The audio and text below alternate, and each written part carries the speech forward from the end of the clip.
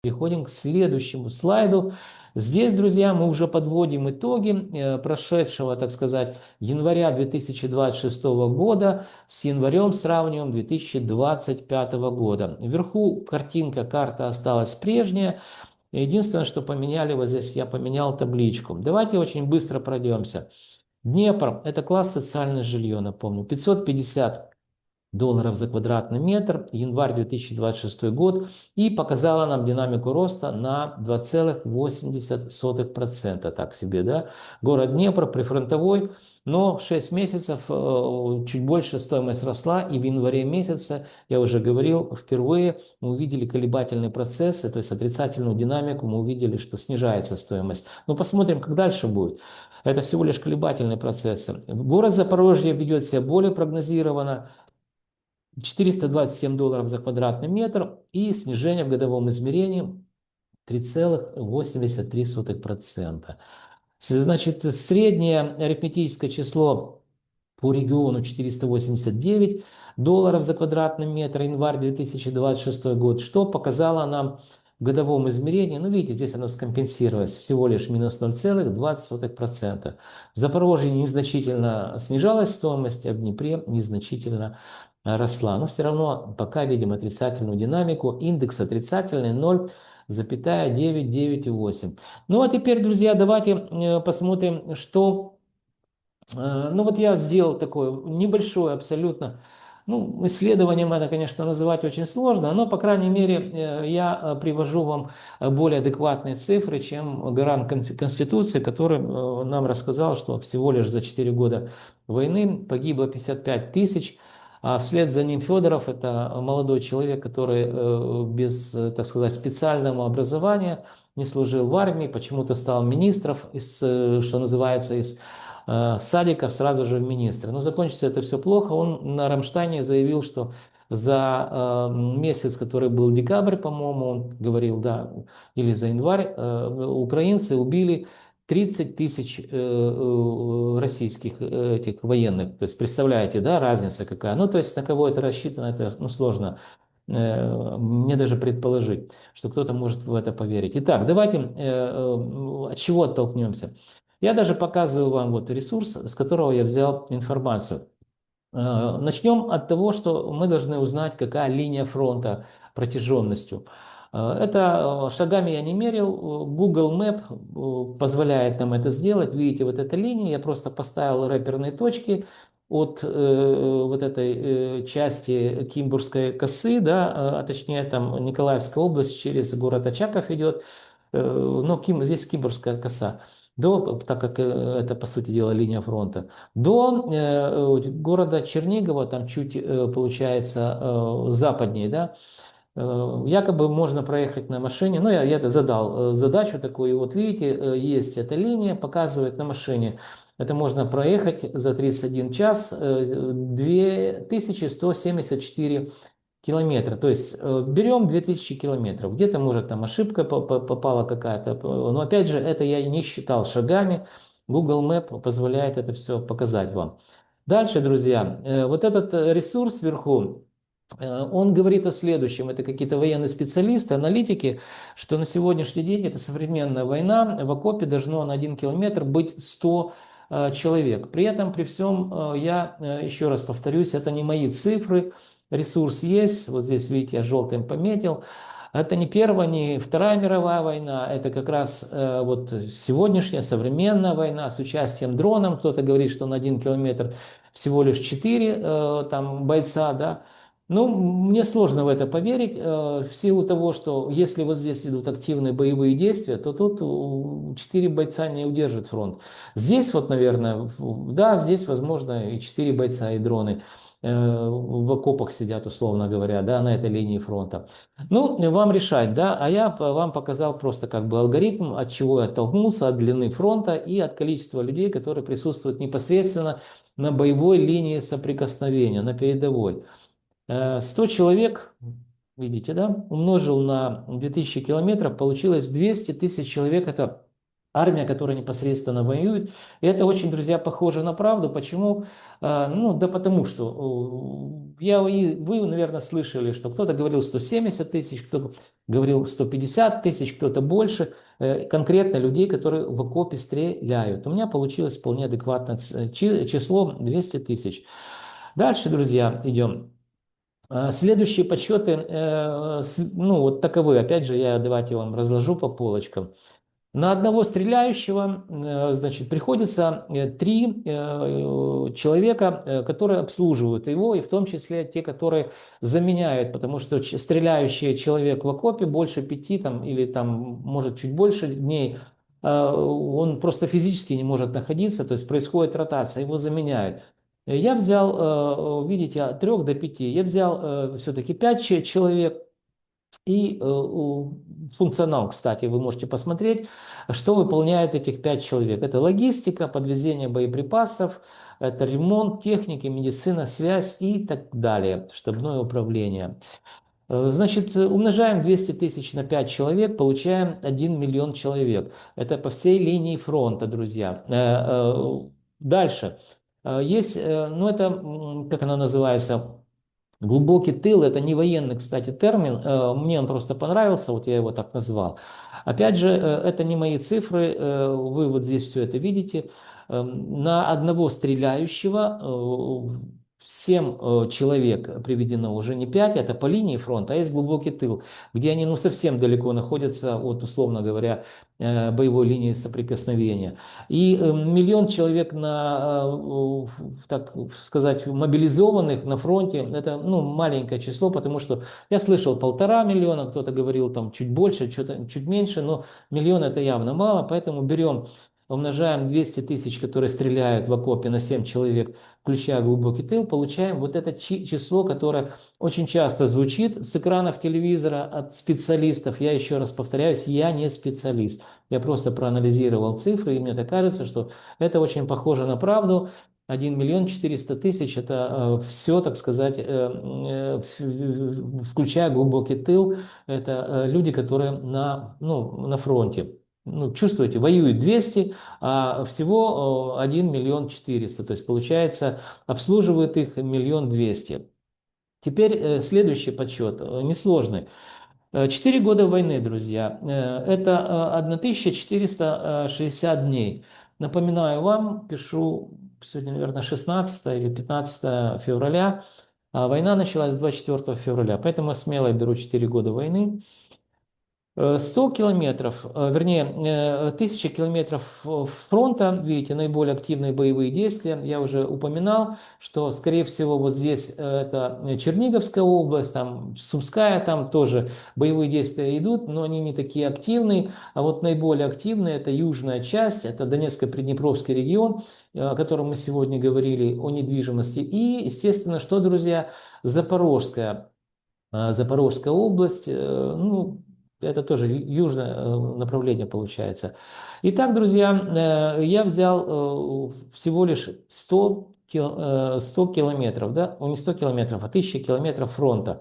Не все 2000, а всего лишь 100 наиболее активные боевые действия. И предположил, что на 2 километра, а напомню, что на 1 километре находится у нас сколько, друзья, 100 бойцов, то на 2 километра 200. Так вот, всего лишь на 2 километра погибает, еще раз, чтобы вы просто услышали, насколько я минимизировал количество, как мне кажется, людей, которые погибают. Всего лишь один солдат на 2 километра. Из 200 человек, которые находятся на 2 километрах, погибает за день всего лишь один солдат. То есть вы понимаете, да? То есть это даже не процент. Итак, очень простой подсчет. Умножаем и получаем, так сказать, на 1000 километров, получаем 500 солдат в день погибает по всей линии фронта, друзья. Или точнее, на этих 1000 километров. Ну, можно смело взять, что на весь фронт. Дальше, друзья, 500 человек в день, еще раз напомню, мы предполагаем, ну понятно, что где-то больше, где-то меньше, но мы взяли среднее арифметическое число. Хотя считаем человеческие жизни, судьбы, это, конечно, ну, звучит очень кощунственно, но так или иначе, когда вам говорят, что 55 тысяч всего погибло за 4 года, чтобы вы просто понимали, насколько не бьют цифры. Это как Буратино говорят, одно сольдо плюс одно сольдо получается 5 сольдов. Но вы же не Буратино, поэтому я вам показываю цифры. Итак, умножаем 500 человек в день, погибающих на фронте, на 1460, это 4 года войны или 1460 дней. Получаем, друзья, сколько? Это страшная цифра, друзья. Это не 73 тысячи, это 730 тысяч солдат. Это погибших, друзья, только погибших. Подумайте. Еще раз повторяю, это мое предположение. Также мы знаем, что на одного погибшего приходится от 3 до 5 раненых. Ну, возьмем разные степени тяжести, возьмем 3, потому что цифра получается вообще сумасшедшая. Это 2 миллиона 19 тысяч человек, общее число погибших и раненых людей, которые уже никогда не вернутся в экономику. То есть это мужчины репродуктивного возраста. Ну и в конце мобилизация видим, судя по тому, что нам заявляет министр обороны Федоров, 30 человек надо набрать в месяц, умножаем на 12, 360 тысяч в год призывается. Вот, чтобы закрыть вот такое количество людей убитых и раненых, эта цифра, в общем-то, вполне похожа на правду.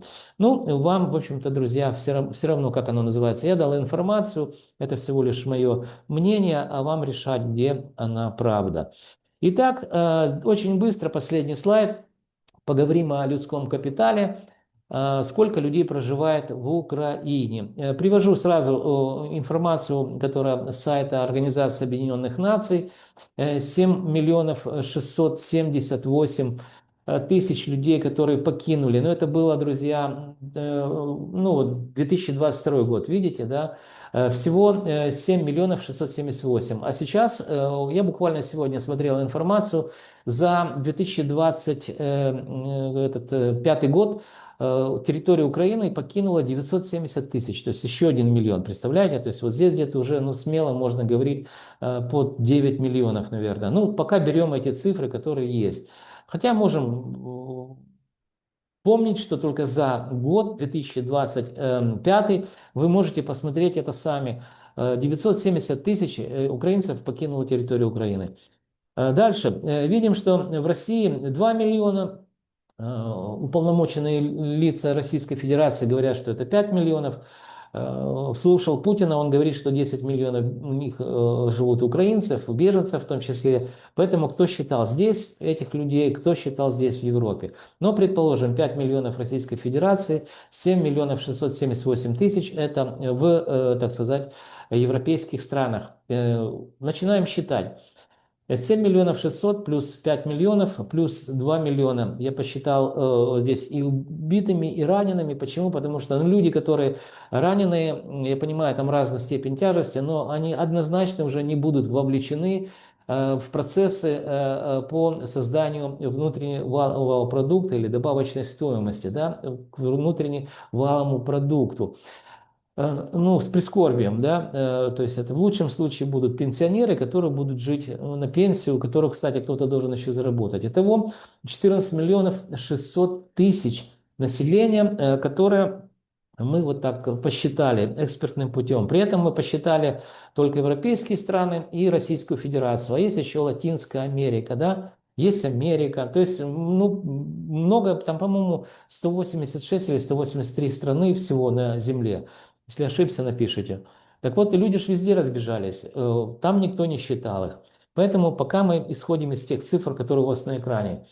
Следующий, внизу экселевские данные, это количество людей, которые на 2022 год находилось на территории Украины, проживало. Официальная статистика 41 миллион 167 тысяч. При этом хочу обратить ваше внимание, как только Украина стала независимой республикой, то есть государством отдельно, была она в составе Союза республика и стала государством, в ней проживало 52 миллиона человек. Так вот, за все время независимости друзья, благодаря власти, которая так руководили, что 10 миллионов человек без войны, друзья, подумайте только, без войны не стало проживать в Украине. По разным причинам, кто-то уехал, кто-то ушел в другой мир. Но, чтобы вы понимали, это всегда я приводил и привожу город Израиль. 1954 год, появилась страна такая, 800 тысяч населяла ее. Сейчас там порядка 10 миллионов. То есть целая страна пропала, если говорить о людях, да, пропала в Украине за вот все это бестолковое правление людей, которые к власти приходят с единственной целью. Дальше, ну возьмем эту цифру, значит 41 миллион 167, отнимаем 14 вот этих миллионов 600, получаем 26 тысяч, 26 миллионов 567 тысячи. Друзья, ну, к этому еще добавим миллион, который я уже говорил. Это люди, которые вот по данным, да, погранслужбы покинули территорию Украины 2025 год. Добавим сюда люди, которые 500 есть такая категория без вести пропавшая, самая страшная судьба, то есть остатков человека не находят. Естественно, государство как бы умывает руки, не выплачивают не семьями, семьи не знают, где человек, живой, не живой. То есть, и исходя из того, что мы не считали, сколько людей уехало вообще по всему земному шару, то я так думаю, что здесь вот округлить до 25 миллионов населения, проживающее на сегодняшний день в Украине, это будет справедливая цифра. Ну, напишите, насколько это похоже на правду или нет. Итак, друзья, заканчиваю, так сказать, о людском капитале. Теперь давайте остановлю показ слайдов и очень кратко. Что же все-таки произошло с недвижимостью? Видите, так долго мы говорили о недвижимости, потом говорили о людях, но связь-то здесь очень плотная. Недвижимость или квартиры тире равно люди, потому что именно люди живут в квартирах, именно люди строят дома и квартиры для того, чтобы в них жить. И вот мы увидели, что в целом по региону там снижение 0,5% за год за счет того, что в Днепре росла стоимость. Я предполагаю, что к концу первого квартала 2026 года мы увидим снижение по проценту. Вот февраль будет процент, март будет процент. То есть где-то снижение 2% в годовом измерении, сравнивая март 2026 года с мартом 2025 года. То есть вот лед тронулся, господа присяжные заседатели. Я в этом практически не сомневаюсь. Ну, могу ошибаться, поживем, увидим, но я вот тенденцию вижу по всей Украине. И помимо Днепра, то есть город Киев, город Харьков стали показывать также отрицательную динамику снижения в январе месяце. Ну, это послужило, наверное, вот эти супер, так сказать, страшные обстрелы энергосистемы, люди сидят в человейниках без света, воды, канализации и так далее. Понятно, что это не придает стоимости недвижимости. То есть вы услышали цифру, до конца первого квартала снижение будет где-то порядка 2%, ну плюс-минус. Дальше что может происходить, друзья? Помните, мы говорили о человеческом капитале. Так вот, подумайте сами, задам вам вопрос, наверное, сумеете на него ответить. Если сокращается депопуляция общества, то есть меньше становится украинцев. Кстати, деградация тоже происходит, то есть умственные способности ну, просто зашкаливают. Да? Не у всех, конечно, но это печально. Поэтому предположить несложно, что чем меньше людей, тем что меньше надо для проживания их квартир. То есть спрос уменьшается, соответственно, стоимость квадратного метра или в целом стоимость квартиры будет снижаться в дальнейшем. То есть 2026 год покажет нам, в общем-то, динамику снижения стоимости квадратного метра. Но, опять же, время идет быстро. Если я ошибся, я записываю каждый месяц такие видео, извинюсь, скажу, друзья, извините, я был неправ. А пока, друзья, пришло время прощаться. Для того, чтобы вы знали, что происходит с недвижимостью Украины, вам необходимо что сделать, друзья? Правильно, подписаться на мой канал. Вы также можете лайки, дизлайки ставить видео, пишите вопросы, я с удовольствием отвечу на все ваши вопросы. С умными людьми я общаюсь. А еще вы должны помнить, что Я ваш скромный слуга и компания Олимп Консалтинг готовим для вас ежемесячные обзоры рынка недвижимости, которые, я уверен, станут для вас компасом, ну или как минимум путеводной картой в каменных джунглях рынка недвижимости Украины. Друзья, до встречи в следующих моих видеороликах.